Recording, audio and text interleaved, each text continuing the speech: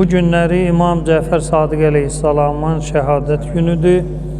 Allah Teala o əzəmətli imamın Allah yanında olan hörmətinə xatir günahlarımıza əfv qələm çəksin, dünya və axirətimizi abad eləsin. Dünyada olan bu narahatçılığı Allah Teala hövlü qüvvəsi ilə xeyrə calasın. Duaların qəbul müstəcab olması üçün, şəhidlərimizin qəriq rəhmət olmaları üçün Peyğəmbərimizə salavat çəkirik.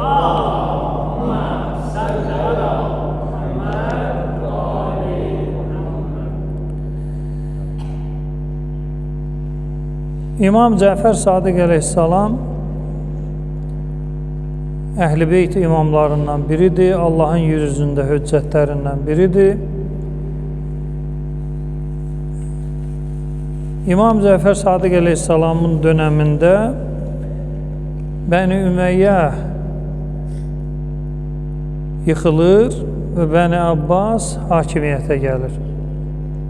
Yəni, belə deyək də, hər iki tərəfin zəif vaxtı. Bəni Üməyyənin də süqut vaxtıdır, yəni zəif vaxtıdır. Əbbasilər də hakimiyyətə gəlir, onların da zəif vaxtıdır, hələ güclənməyiblər. Yəni, adətən biri süquta uğrayanda, digəri hakimiyyətə gələndə hər ikisi zəif olur. Həmən vaxtı ağıllı insanlar illərlə gözlədiklərini həyata keçirdə bilirlər. Xeyir istəyənlər insanlar, şər istəyən insanlar həmən vaxtı öz məqsədlərinə yetişə bilirlər.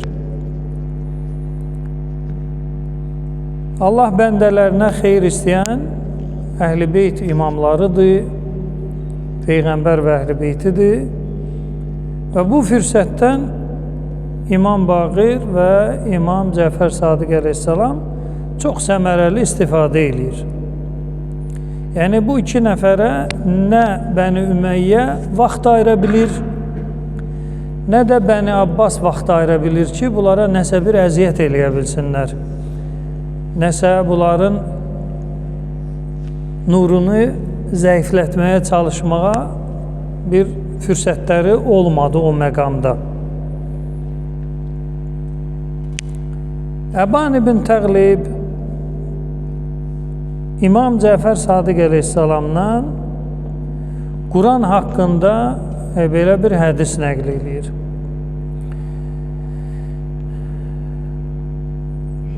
İnsanlar və Quran başlığı belə qoyaq. İnsanlar və Quran. İmam buyurur, Ən-nasu ərbəətun. İnsanlar Quranın qarşısında, Quranla yanaşı tutulanda 4 qismə bölünür. Əban ibn Təqlib imamdan izah istəyir ki, bu 4 qism deyəndə nə nəzərdə tutursan, bir izah ver. İmam buyurur, Rəculun utiyəl iman və ləm yu'tə əl-Quran. Birinci qism budur ki, İman verilib, amma Quran verilməyib. İndi bunlara izah gətirəcəm. İndi yavaş-yavaş qismləri yığaq. Deməli, bir qism insan var ki, iman verilib, Quran verilməyib. Digər qism, Rəculun utiyəl Quran və ləm yu'tə əl-iman. Əksi. Quran verilib, amma iman verilməyib.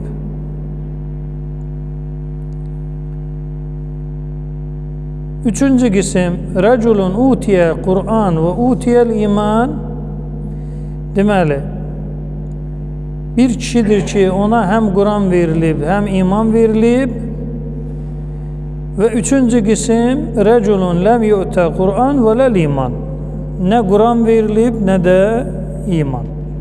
Yəni, biz axırdan başlayaq. Bir qism insanlar var ki, nə Quranı var, nə imanı. Bir qism insanlar var ki, həm Quranı var, həm imanı. Bir qism insanlar var ki, Quranı var, imanı yoxdur. Dördüncü qism insanlar var ki, imanı var, Quranı yoxdur. Yəni belə baxanda biraz məsələ elə bir qarışıq elə bir nəzərə çatır. İman verilmə və Quran verilmə, iman verilməmə, Quran verilməmək. Biraz aydınlıq bu məsələyə gətirək. Bax, məsələn, Quran-ı Kərimdə bədəvilərə müraciət olaraq onların dilindən belə bir kəlmə var. Ərabilər dedilər ki, biz iman gətirmişik. Ayə bunları təkzib eləmir, bunları təsih eləyir.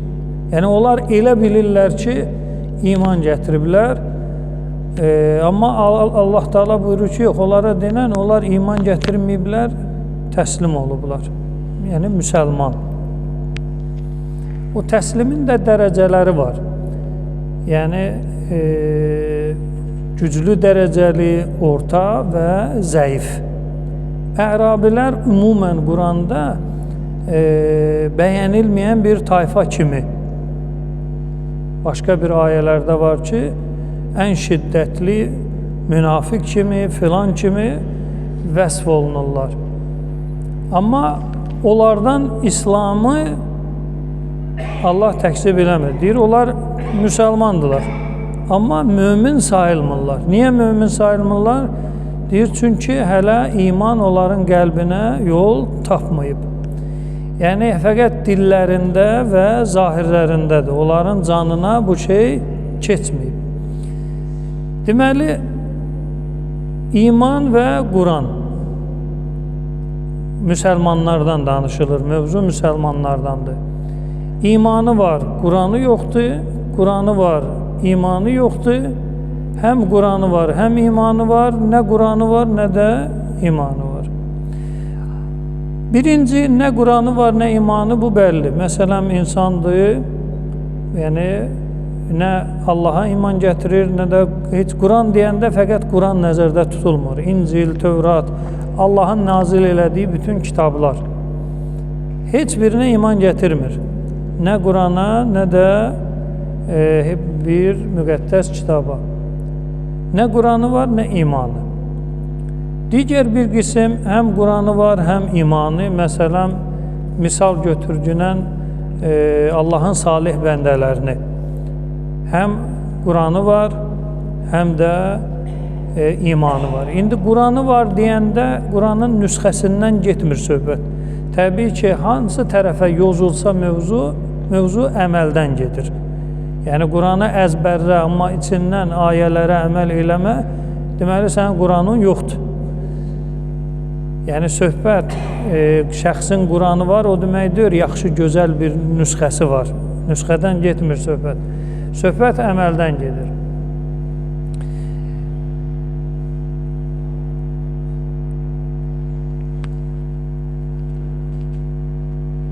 Bax, müşkül iman kəlməsindədir. Məsələn, şəxs iman gətirəndə Qurana iman gətirir ya gətirmir? Yəni, əgər bir nəfər iman gətirirsə, Quransız iman olur ya olmur? Olmur da. Çünki sən mömin olmaq üçün nəyə əməl eləməlisən? Qurana. Yəni, Quransız iman nədir? Mümkün deyil. Amma bəzi müsəlmanların həyatında kəlmə-i şəhadəti şəxs deyir və namazlarda iştirak edir, müəyyən dini görüntülər də var, amma adamın Quranı yoxdur. Yəni, Quranı yoxdur, nədir? O misallarla bəlli olacaq ki, şəxs kəlmə-i şəhadəti də bilər, deyə bilər, namaz da qıla bilər, hər cür dini ayında iştirak edə bilər, amma Quran göstərişlərindən adam nədir? Uzaqdır və uzaq olmağı ilə yanaşı var gücü ilə də çalışır ki, onu dəyişdirsin öz bildiyi kimi. Mən deyən düzdür, məsələn, Şeyx Tusi deyən düz deyil, Şeyx Mufid deyən düz deyil. Bugünkü günə qədər onlar Quranı anlamayıblar. 1447 ildən sonra mən çıxmışam ortaya, düzgün Quranı sizə mən başa salacam. Yəni, Adam elə fikirləşir ki, bunun Quranı var, amma özünə məxsus Quranı var. Yəni, necə deyim, hal-hazırda bu problem yaşanır. Şəxs iman da iddia eləyə bilər ki, bir dənə iman varsa məndədir və Quran varsa o da məndədir. Məsələn, İslam tayfalarına bax, hər tayfa deyir ki, sağlam iman, sağlam Quran hələ bizdədir. Digər tayfa isə, məsələn, bunu qəbul eləmir. Məsələn, bir görüş oldu. Həmən görüşdə şəxs öz əqidəsindən, öz məzhəbindən elə arxayın danışır ki, uzaqdan baxan elə bilir ki, elə bu öz məzhəbinə aid olan bütün kitabların hamısını oxuyub və başa düşüb. İndi adlar tutmuram. Dedim ki, bax, məsələn, İbn Teymiyyə Minhac-ı Sünnə kitabında sənin filan imamından belə bir şey nəql eləyir ki, o deyir ki, Raşidi xəlifələr 3 nəfərdir. Filan kəsdir, filan kəsdir, filan kəs, amma Həzrət Əlinin adını tutmur. Yürü, ola bilməz. Göstərdim mənbəni, yenə də ola bilməzi başqa cür dedi. Dedi, soruşaram. Əvvəl dedi, ola bilməz. Görəndən sonra dedi, yəni, ola bilməz. Yenə də ola bilməz, soruşaram. Yəni, sən yalancısan, sən düzgün məlumat verirsən, mənə aldadırsan. Mən ərəb dili bilmirəm deyə sən məni aldadırsan, soruşaram. Yəni, mən işimi gücümü atmışam, getmişəm həmin adamı aldatmağa və aldatmaqla cənnətə getmək istəyirəm. Savab qazanmaq istəyirəm.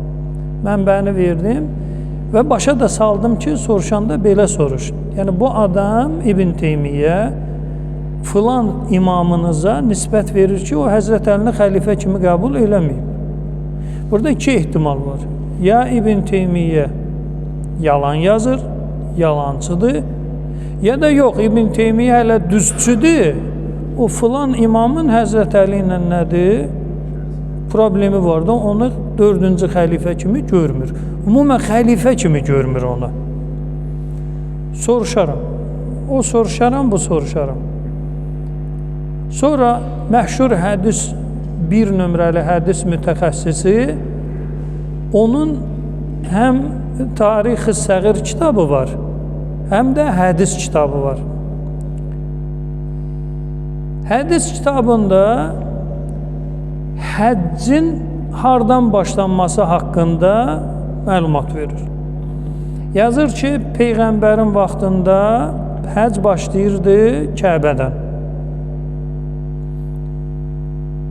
1-ci xəlifənin vaxtında da həcc başlayırdı Kəbədən. Vilayət yazır. 1-ci xəlifənin vilayəti dönəmində, yəni hökm elədiyi dönəmdə Kəbədən başlayırdı. 2-ci xəlifədə də vilayəti dönəmində Kəbədən başlayırdı. 3-cü xəlifədə də həmçinin Kəbədən başlayırdı və Muaviyyənin dönəmində də Kəbədən başlayırdı. Abdullah ibn Zübeyrin dönəmində də Kəbədən başlayırdı. Həzrət Əli ortada yoxdur. Birdən-birə Osmandan keçir Muaviyyə.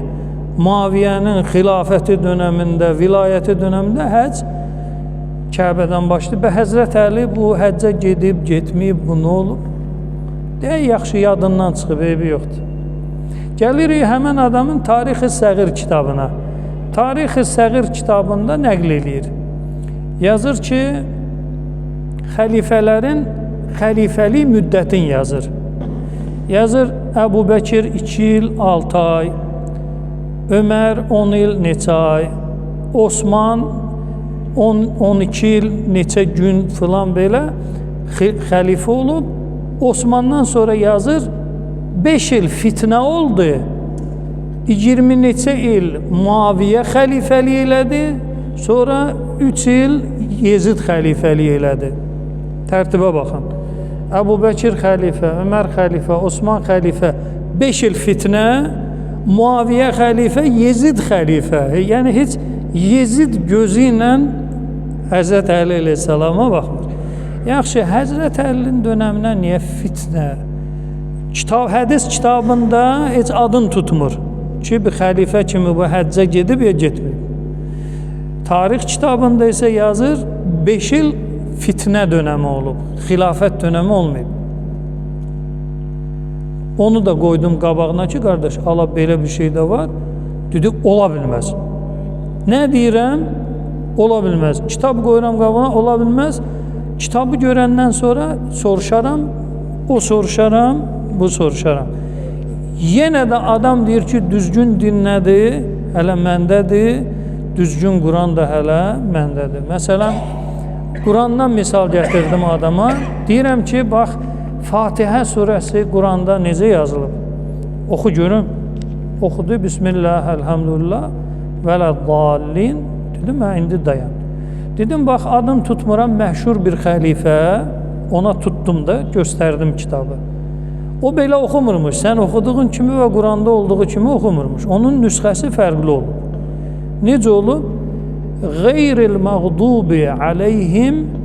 Quranda yazılıb və la əd-dallin. La inkardır. Yəni dallin yolunu azmışlar. Nə qəzəb olmuşlar, nə də yolunu azmışlar. Bu yolu istəmirik biz. Amma bu məşhur xəlifə la'nın yerinə qoyulmuş qeyr. Məsələn, qeyril məğdubi aleyhim, biz deyirik vələddallin, o deyirmiş və qeyri-dallin.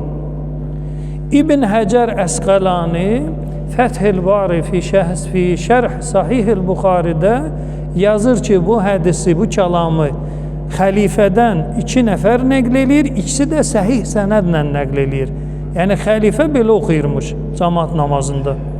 Məsələn, arxasında olan belə oxuyur, vələddallin, xəlifə isə cəmaət namazında belə oxuyur və qeyri-dallin. Amma Quranda o qeyri-dallin nədir? Yoxdur. La dallindir. Qeyr-dallin deyil. Yenə ola bilməz. Kitabı görəndən sonra belə.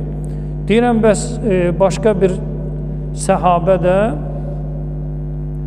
Qurandan Nas və Fələqi surə kimi hesab eləmirmiş. Məsələn, filan kitabda səhih sənədlə filan səhabə Quranı 112 surə bilir. 114 bilmir. Nas Fələqi Qurandan hesab eləmir. Yəni bugünün söhbəti deyir, hələ Quran toplanmayıb. Hələ Quran kitab halına salınmayıb. Quranı toplayanların arasında nədir? İttifaq yoxdur. Yəni Quran toplanır və sahabələrin arasında nədir? İttifaq yoxdur ki, bu ayəni hamı bir ağızla, eyni kəlmə ilə nədir oxusun? Hər bir kəlmə ilə oxuyur. Məsələn, Peyğəmbər zövcəsi Hafsa. Onun da Quran nüsxəsi olub. Quran nüsxəsi olub. Bir Quran yazana tövsiyə eləyir ki, mənim üçün nüsxə, bir dənə Quran nüsxəsi yaz. O götürür, başlayır Quran nüsxəsini yazmağa. Bu ayəyə çatanda deyir, yazma, gəl mənim yanıma. Hansı ayə? Namazları qoruyun, orta namazı xüsusən və Allah qarşısında muti' dayanın. Ayə belədir. Təqribən əgər kəlmədə ixtilaf yadımdadır da və hafizu aləs-salavat və salatul vusta və qumu lillahi qanitin. Ayə belə olmalıdır. Bura çatanda deyir, yazma. Gəl mənim yanıma, mən sənə imla eləyəcəm, mən dediyim kimi yazarsan. Mən Peyğəmbərdən belə əzbərləmişəm, Peyğəmbərdən. Başqasından da yox. Peyğəmbər zövcəsi səhabə Hafsa onu deyir. Adam gəlir, deyir ki, ey möminlərin anası, çatmışam bu hissiyə, necə yazım? Deyir, yaz. Eyni Qurandakı kimi namazları qoruyun və salatul vusta və orta namazı qoruyun və salatul əsr və əsr namazını qoruyun. Bu kəlmə Quranda yoxdur. əsr namazını qoruyun, yoxdur. Amma möminlər anası Hafsanın nüsxəsində deyir, Peyğəmbərdən belə eşitmişəm, Peyğəmbər belə oxuyub. Orta namaz və əsr namazını qoruyun və Allah qarşısında muti dayanın. Həmən o Quran katibinə, katibil vəhiy deyir ki, şeyləmə. Bunu mən dediyim kimi yazacaqsan. Çünki Peyğəmbərdən bu ayəni mən belə eşitmişəm. O qədər səhabədən bir dənə fərqli olaraq möminlər anası Hafsa bu ayəni 2 kəlmə ilə artıq oxuyurmuş. Salatul əsr. Quranda yoxdur salatul əsr. Həmən bu ayədə. Amma o israrla və öncədən xəbərdarlıqla eləyir ki, bu ayə çatanda yazmaya, gəl Peyğəmbərdən nə tər hifz eləmişəmsə, onu sənə imla eləyəcəm.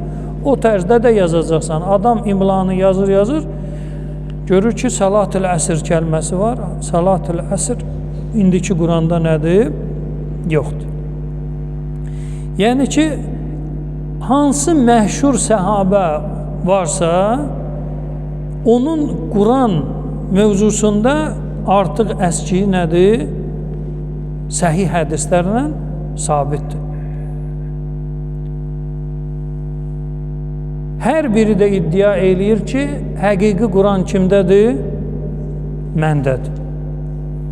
Həzrət Əli əleyhissalam da vəhiy nazil olandan ta bitənə qədər yazdığı nüsxəni deyir, həqiqi Quran məndədir.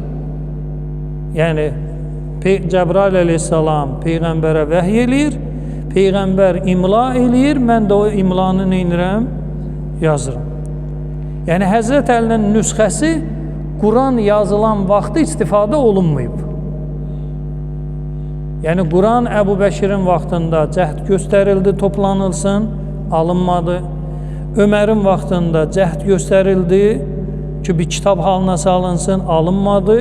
Osmanın dönəmində cəhd göstərildi, alındı. Və bu 3 dönəmin 3-ündə də Həzrət Əlinin nüsxəsindən istifadə olunmayıb. Ki, sən nə tər yazmısan? Niyə istifadə olunmayıb, mən şəxsən bilmirəm. Yəni, bu necə? Yox, niyə istifadə olunmasın? Var da. Bir var oturub hazırlayasınız, bir də var ki, yazmışam da, mən səhabiyəm. Yalan danışıram, yox. Şiənin 1-ci imamı, sizin 4-cü xəlifəniz və izafi olaraq həm də səhabə. Allah məndən razıdır, mən də Allahdan razıyam. Üstümdə bir töhmət filan, savadsızlıq, hətta ərəb dilinin qrammatikasının özül qaydalarını qoyan adam da Həzrət Əleyhisselam. Yəni, yazmasına şək şübhə yoxdur. Peyğəmbərlə yanaşı olmasına 23 ilin ərzində yenə də şək şübhə nədir? Yoxdur. Niyə bunun nüsxəsi qəbul olunmasın? Olsun da şə'nünuzu ayır, o eləməsin də şə'nünuzunu çıxart, Quranın ayələrini yazdıb, hazır var da. Niyə şahid tutmalıyam ki, siz filan surəni eşitmişsiniz ya yox?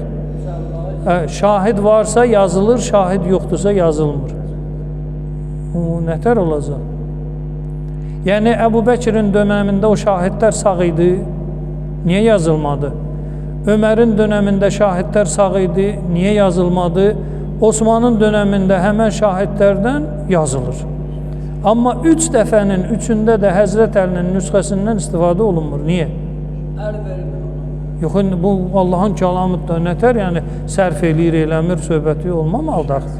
Hər halda, yəni Həzrət Əlinin nüsxəsi kitab kimi, hətta səhih hədislərdə var Buxaridə ki, Əbu Bəkir Həzrət Əlini öz yanına çağıranda ki, gəl söhbətim var.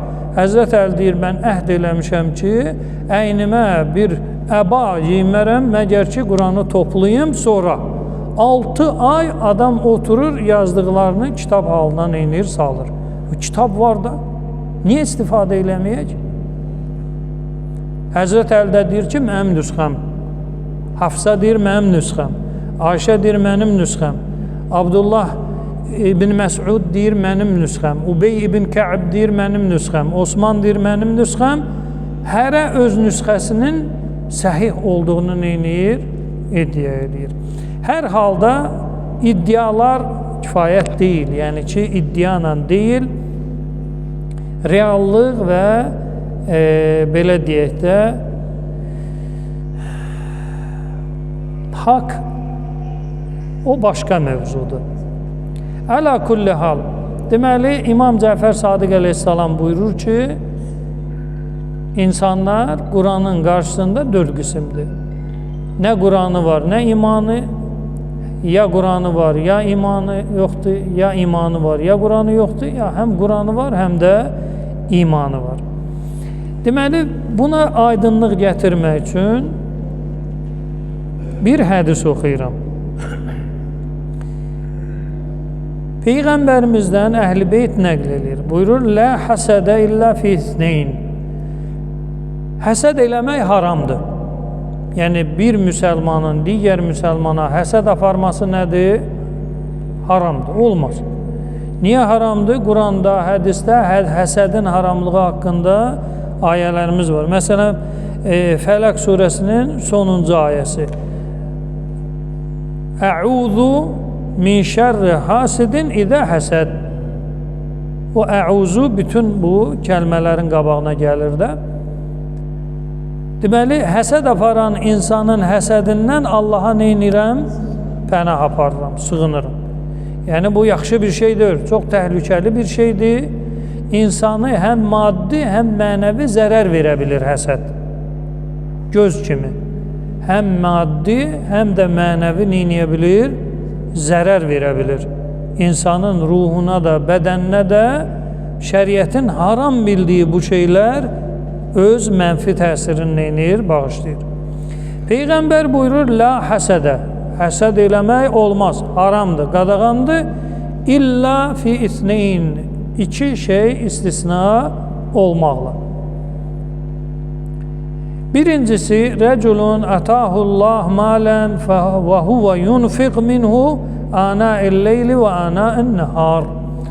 Bir insandır, Allah Teala ona var dövlət verib, gecə və gündüz saatlarında onu Allaha xatir neynir?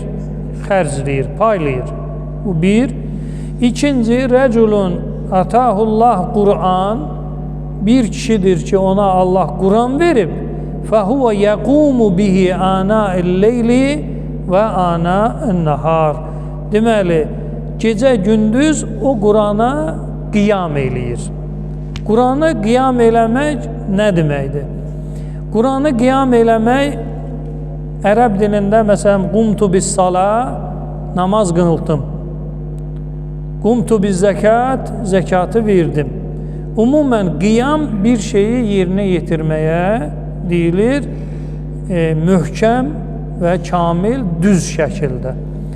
Peyğəmbər buyurur ki, ikinci insan da ki, istisna olunur, o şəxsdir ki, Allah ona Quran verib. Allah Quranı kimə verib? Peyğəmbərə verib də. Amma burada Peyğəmbər nəzərdə tutulmur. Quranın verilməsi də vəhiy kimi nəzərdə tutulmur. Müvəffəqiyyət. Yəni, Allah müvəffəq eləyir ki, şəxsin nəyi olsun? Quranı olsun.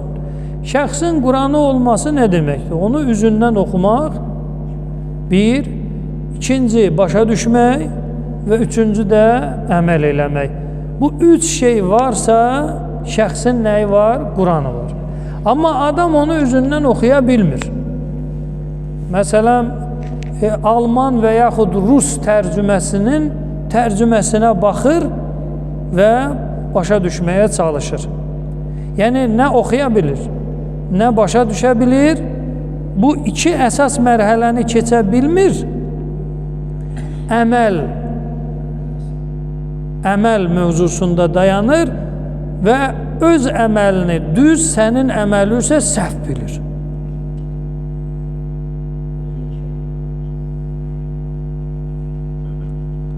Deməli, birinci, üzündən oxuya biləsən, yəni ərəb dili bilməlisən. İkinci, başa düşməlisən onu, yəni oxumaq şərtdir. Məsələn, ərəb Quranı oxuyur, amma başa düşmür. Məsələn, mənlə ərəblər oxuyub, Quranı oxuyur, başa düşmür. O gündəlik istifadə olunan kəlmələri başa düşür, amma belə başa düşmür. Məsələn, mən özüm şahidi olduğum bir məsələ. Bizim hövzənin müdiri Seyid Cəfər ağa gəldi, yataqxanada oturmuşuq. Deməli, Suriyalı tələbədir, adı Bədir. İndiki Hindistanlı bir mən, bir də Suriyalı. 4 nəfər bir otaqda qalırıq. Girdi içəri, otaqları indi baxır da tələbələr nə ilə məşğuldur. Bu Bədirin əlində gördü Quran qısa təfsirlə. Deməli, Seyyid Abdullah Şübbərin təfsiri. Bu təfsirin haqqında qısa məlumat verim. Bir cildlidir. O qədər etibarlı, o qədər güvənilən izah verib ki, Əl-Əzhər, Misir müəyyən müddətə qədər indi yığışdırıblar, amma müəyyən müddətə qədər Cəfəri fiqhi, əqidəsi və təfsiri Əl-Əzhərdə tədris olunurmuş. Məsələn, şəxs əhl-i sünnədir, öz məzhəbində oxuyur, yanaşı İmam Cəfər Sadiq əleyhissalamın fiqhini də oxuyur və əqidəsini də oxuyur və təfsirini də oxuyur. Deməli, əqidədə Şeyx Müzəffərin Əqaid-i İmamiyyəsi göndərilmişdi Nəcəfdən. Təfsirdə bu Seyyid Abdullah Şübbərin təfsiri göndərilmişdi. Fiqdə də Muxtəsərun Nafi' fi Fiqh-il İmamiyyə.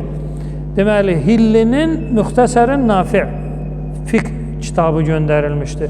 Bu 3 kitab müəyyən müddət Əl-Əzhər Universitetində bütün tələbələrə, sünnisi, şiəsi, şafii, maliki bir universitet maddəsi kimi tədris olunurmuş.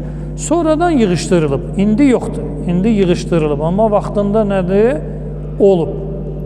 Hər halda yəni bu təfsirlər arasından seçilib Seyyid Abdullahın təfsiri göndərilib ora.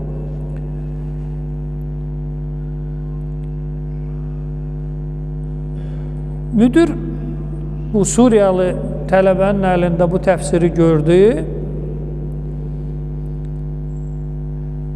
Soruşdu, nə oxuyursan? Dedi, bizim təfsir dərsimiz var. Mən təfsirə hazırlaşıram. Dedi, hansı surədəsiz? Nə surəsindəsiz? Ərəb deyə. Dedi, Mutavvifin. Dedi, oxu görüm. Bu başladı oxumağa. Veylun lil mutavvifin. Soruşdu ki, mutavvifin nədir? Dedi, təvaf eləyənlər. Yəni, mutavvif tavaf kəlməsindəndir. Yəni, Kəbə evinin ətrafına dövrə vurmaq. Təvaf, yəni Kəbə evinin ətrafına dövrə vurmağa deyilir. Bu müdür soruşdu bundan ki, bu necə olacaq? Yəni, həccə gedənlərə vay olsun, yəni həccə getməyək. Bu qaldı belə, dedi, belə yazılıb da, mən nə bilim. Dedi, yox, mutavvifin deyil, mutaffifindir. Taffafə başqa şeydir, tafə başqa şeydir. Tafə, tavvafə, taffafə yaxın kəlmələrdir. Amma biraz o yan bəyan eləyəndə məna dəyişir. Deməli, taffafə, mutaffif, tərəzidə aldadan. Yəni, özü üçün alanda artıq, satanda isə nədir? Əskik. Buna deyilir mutaffif. Bu adama nə olsun? Vay olsun. Amma ərəb isə mutaffifi, mutavvif oxuyur, təvaf eləyən oxuyur və belə də başa düşür ki, Kəbə evin ətrafına dövrə vuran. Və belə şahid çox şeyi, məsələn, adicə Yasin vəl-Quran-ı Həkim, Yasini oxuyub yəs və yaxud yes. Ərəb. Yəni, Quranın təlimin almayanda ərəb özü belə nədir, onu anlaya bilmir. Məsələn, bir dəfə bir ərəblə qısa söhbətimiz oldu. Biraz yekə danışdı. Bir sual verdim. Dedim, İxlas surəsində əhəd kəlməsi neçə dəfə gəlib? Neçə dəfə gəlib? 2 dəfə. Əhsən. Qul huvallahu əhəd, Allahus saməd, ləm yəlid və ləm yulad və ləm yəkullahu kufuvan əhəd. 2 dəfə gəlib. Dedim, bu əhədlərin nə fərqi var? Nə fərqi var? Əhəd elə əhəddir də, təkbir. Yəni, o başa düşmədi. Ərəb olaraq nədir? Başa düşmədi ki, birinci əhədlə ikinci əhədin nədir? Nə fərqi var? Onu dərsdən sonra izah edərəm. Deməli, qaydağın hədisimizə. Həsəd haramdır, olmaz. Yəni, bir müsəlmanın digər bir müsəlmana həsəd eləməsi nədir? Haramdır, olmaz. Hədisdə həsəddən istisna gəlir. La həsədə illa fi ithneyn. Həsəd haramdır, məgər ki, 2 hal istisna olmaqla. Hansı hallardır? Xeyriyyətçi insandır, pul xərcləyir, sən ona nə eləyə bilərsən? Həsəd apara bilərsən. Yəni, mən də onun kimi. 1, 2, Quranı olan, dedim, 3 mərhələdir. Oxuya bilir, başa düşə bilir və ən vacibi nədir? Əməl eləyə bilir. Quranın müqəddəsliyi mövzusu müzakirə mövzusu deyil. Quran müqəddəsdir. Müqəddəs yəni pak, qorunulan, hörmət olunan və. Amma biz o müqəddəsliyi anlayışın qarışdırırıq. Məsələn, Quranı biri yandıranda hamımız nə edirik? Narahat oluruq. Hamımız narahat oluruq ki, Quranı niyə yandırdı bu və yaxud Quran yandırmaq olmaz, bizim şərəfimiz, ləyaqətimiz tapdalandı, Quran belə oldusa, deməli biz belə olduq. Əla, çox gözəl, bəyənilən bir nədir? Müsəlman qeyrəti deyək buna. Müsəlman qeyrəti deyək buna. Bu, Quranı yandıranda, yəni qabığı, vərəqi yandıranda hamımız narahat oluruq. Amma Quranın əməlinə gələndə isə nə namaz qılan, nə qeyri-namaz qılan narahat olmur. Yəni, orada müqəddəslik itir. Misal, məsələn, Ramazan ayı. Ramazan ayının hörmətini necə qorumaq olur? Oruc saxlanılması ilə. Yəni, orucun saxlanılması nədir? Günorta çağlarında, səhər çağlarında restoranlar nədir? İşləməməlidir. Yəni, adam qapısını bağlamalıdır, iftara, bir də suhura hazırlaşmalıdır. Müsəlmandır restoran sahibi və ora gedənlər də müsəlmandır. Amma bir nəfər bu dostuna demir ki, dostum, qardaşım, bəs Ramazan ayının hörməti var da Quranda. Kim Ramazan ayı gördüsə, oruc tutsun. Oruc tutulmalıdır. Oruc tutulursa, ən yüngülü müsəlmanın eləyə biləcəyi şey yemək və içməkdən imtina etməkdir. Ən yüngülü, ən ağırı o mənəvi qidalardır.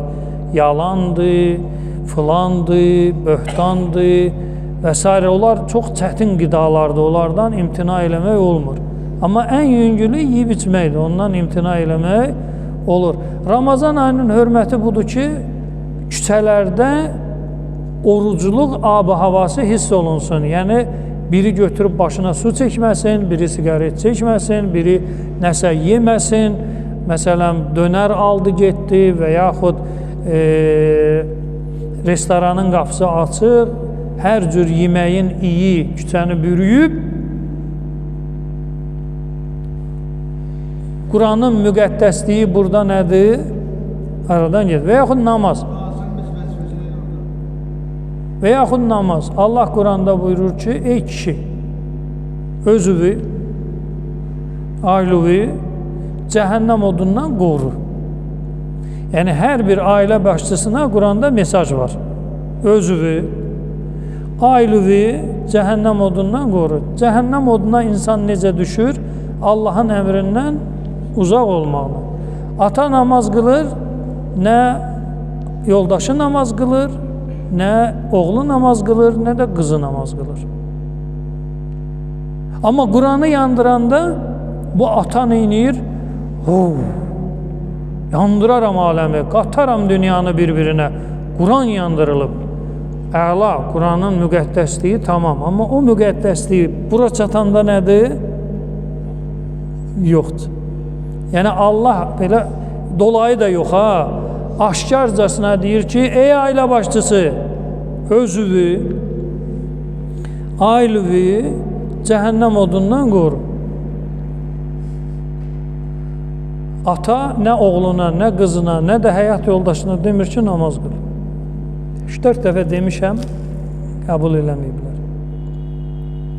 Nuh Peyğəmbər kimi gəmiyə minənə qədər şəxs təbliğatın nədə aparmalıdır? Şillə, təpi, yumruqla yox. Nuh Peyğəmbər kimi. Nuh Peyğəmbər öz oğlunun qulağını belə dartmadı ki, ay uşaq, mən atonam, mən deyən olmalıdır. Gəmiyə minəcəksən, iman gətirəcəksən, dağa çıxmayacaqsan. Məsləhət verdi. Uşaq qəbul eləmədi. Xülasə,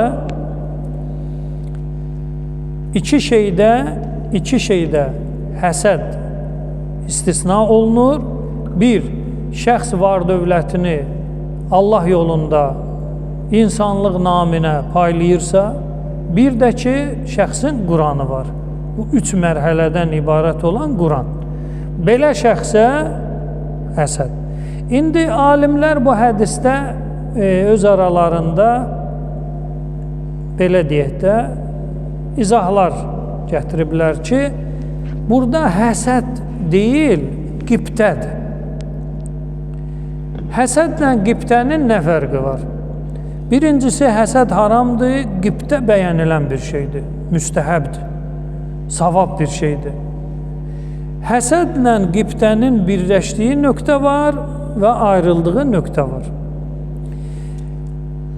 Həsədlə qibtənin birləşdiyi nöqtə hər ikisi onda olmayan şeyi neynir? Arzulayır. Yəni qibtə sahibində də yoxdur. Həsəd sahibində də yoxdur. Məsələn, bir nəfərin sağlamlığına həsəd aparır. Niyə? Çünki o sağlamlıqdan bunda nədir? Yoxdur. Və yaxud var dövlətinə həsəd aparır. O var dövlətdən bunda nədir? Yoxdur. Bir nəfər də qibtə eləyir. Ki, bu nə sağlam adamdır. Bu nə varlı bir insandır. Yenə bunda da yoxdur. Hər ikisində nədir? Yoxdur. Amma ixtilaf nöqtəsi ondadır ki, həsəd aparan nimətin aradan getməsinə arzulayır. Qibtə eləyənsə nimətin qalmağını arzulayır. Məsələn, əgər bir nəfərin sağlamlığına həsəd aparırsa, yəni xəstələnsin, bir daha sağlamlığı qayıtmasın. Bu həsəddir. Amma qibtə aparan nədir? Görür bir idmançı oğlanı, sağlam oğlanı, nə sağlam, möhkəm oğlandı bu.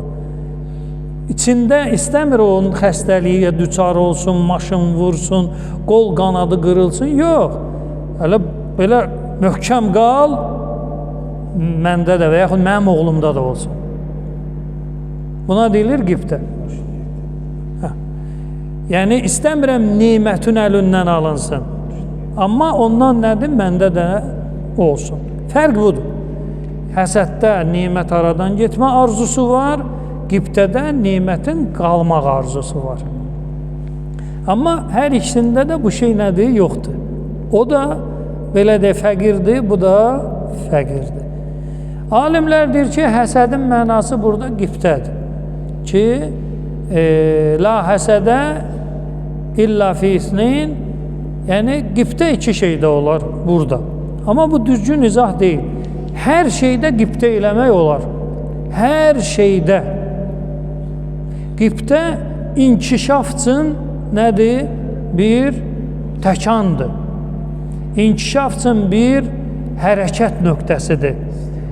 Qibtə olmasa heç bir müəssə, heç bir hərəkat, heç bir şəxs inkişaf eləyə bilməyəcək. Həsəd də qoymur inkişafa. Məsələn, bu da satır, o da satır. Bu ona həsəd aparır. Onun dükanı yandı, bütün taxta, şalban nə varsa hamısı yandı, getdi. Kimdə qaldı? Həsəd aparanda. O qiyməti neynəyəcək? Qaldıracaq. Niyə? Çünki rəqib yoxdur. Bu nə dedi, o da olacaq. Amma yanda kimsə olanda istər-istəməz ya eyni qiymətdə satacaqsan, ya da bir 10-15 qəpiyi ondan aşağı ki, o rəqabət olsun deyə belə. Deməli, qibtə inkişafın bir əsas nöqtələrindəndir. Həsədsə inkişafın qarşısını alan mövzulardandır. Deməli, mövzumuzun sonudur. Peyğəmbər deyəndə ki, İmam Cəfər Sadiq Peyğəmbərdən nəql eləyəndə ki, la həsədə, hələ la həsədədir. Həsəd. Həsəd haramdır, amma bu istisna iki halıdır. Yəni, onu qibtəyə sürükləməyi mən məsləhət görmürəm. Çünki qibtə hər şeydə caizdir, amma həsədsə hər şeydə caiz deyil. İki şeydə sən həsəd apara bilərsən. Bir, kiminsə Allah yolunda malını gecə-gündüz xərcləməsində, bir də Quranı özündə 3 mərhələsi ilə cəm eləyəndə. Allaha and verirəm İzzət Cəlalına xatir, bizləri Quran və Əhl-i Beytdən uzaq salmasın. Allaha and verirəm İzzət Cəlalına xatir, vətənimizi əmin-aman qərar versin. Allaha and verirəm İzzət Cəlalına xatir, şəhidlərimizi Allah Taala qəriqi rəhmət eləsin. Allaha and verirəm İzzət Cəlalına xatir, Allah Taala gələn günləri xeyrə calasın. Allah Taala müsəlmanlara hər bir yerdə yardımcı olsun. Allah Taala şeytan şərrindən, vəsvəsəsindən hifz amanda saxlasın möminatı. Allah Taala zamanə imamının zuhurunu təcil eləsin. Duaların qəbul müstəcab olması üçün, şəhidlərimizin qəriqi rəhmət olmaları üçün, ölənlərimizin qəriqi rəhmət olması üçün rəhimallahu mən qara'a Fatihə mə'əs salavat.